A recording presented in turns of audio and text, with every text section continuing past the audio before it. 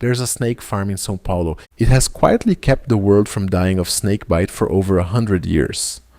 And last year, that same place did something the United States still hasn't. With all its money, all its labs, it shipped the world's first one-shot vaccine for a disease that just broke every record on Earth. The catch is who actually invented it. Because it wasn't Brazil. Start with the hand Brazil was dealt. Some of the most venomous snakes in the Americas. The heaviest tropical disease load on the planet. Dengue, yellow fever, plague. In a rich country, that's a medical bill. In a poor country in 1900, that's a death sentence. Because nobody's selling you the cure. And that's the part outsiders miss. There was no cure to buy. Antivenom and tropical disease were never a business. The margin is in rich world medicine, not the diseases of the poor. So, in 1899, when bubonic plague came off a ship in the port of Santos, São Paulo didn't wait for a foreign lab. It built its own. In 1901, it opened a science factory called the Butantan Institute and put a young doctor named Vital Brazil in charge. His first job was to brew a serum against the plague. He did it in months. Then he did the thing that mattered for the next century. He proved snake venom is specific and the antidote has to match the snake, and made the first real antivenoms in the Americas. This is the same move you've seen on this channel before. Embrapa with the Cerrado, Embraer with jets, Petrobras with deep oil. A constraint nobody else wanted to solve, handed to a patient state-funded institution and left to compound for 100 years. Here's how you make antivenom. It's barely changed since Vital Brazil. You milk the snakes, Butantan keeps around 1,000 of them, for venom. You inject microdoses of that venom into a horse. The horse's immune system builds antibodies. You draw the horse's blood, purify it, and that's your serum. Low-tech, unglamorous, and almost nobody wants to make it. Because snakebite is what the WHO calls a neglected tropical disease. Between 81 and 138,000 people die from it every year. Around 5 million get bitten. The people who get bitten are poor and rural. There's no profit there, so the market walked away. Butantan didn't. Because it was never trying to make a profit, it makes the serum and Brazil's public health system hands it out for free. Now, hold that next to the United States. In America, the standard snake antivenom runs $3,000 to $5,000 a vial. List price. One hospital billed almost $17,000 for a single vial. The median patient needs 18 vials. A summer camper's snakebite came to $143,000.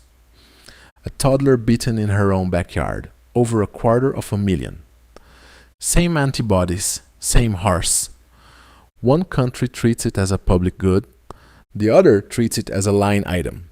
That gap isn't science. It's a decision about who the cure is for. That decision is why the Venom Lab quietly became a vaccine machine.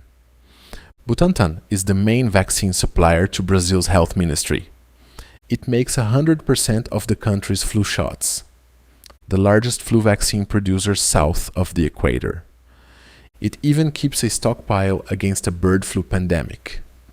And in the worst month of the pandemic, when the world was hoarding doses, Butantan partnered with China's Sinovac and put shots in Brazilian arms.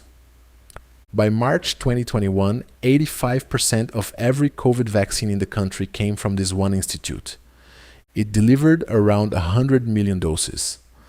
And I want to be honest about the fragility here. This is not a fairy tale. In 2010, a fire tore through Butantan's collection.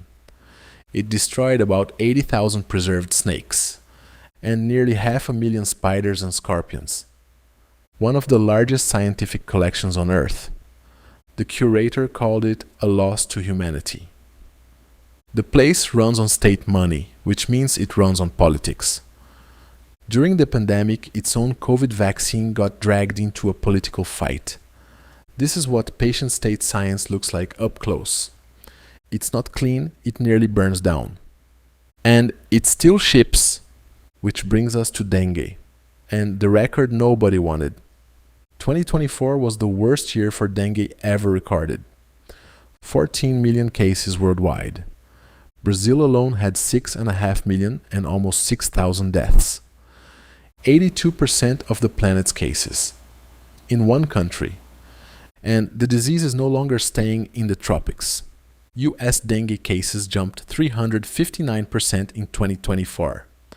A record, with local transmission in Florida, California, and Texas.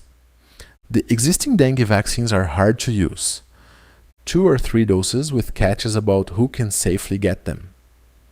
In November 2025, Brazil approved Butantan DF, the world's first single-dose dengue vaccine. One shot, all 4 serotypes. 79% efficacy over 2 years, in a trial of 16,000 people. By February 2026, it was going into arms through the public system. 30 million doses planned by mid-year, free. And here's the twist I promised you. Brazil did not invent this vaccine. The 4 virus strains inside it were built over about 25 years. At the US National Institutes of Health. America made the molecule. And then America didn't carry it across the finish line. Brazil licensed it, ran the 16,000 person trial, built the factory and put it in people. You've heard this exact story here before. The best launch site on earth that Brazil almost wasted. The frozen orange juice America invented and Brazil scaled. Same lesson again. Inventing isn't delivering. The win goes to whoever executes. So, what do you actually take from a snake farm in São Paulo? Not Brazil beats America. That's lazy, and it's not the point. The point is colder than that. A disease isn't destiny. A venom isn't a curse.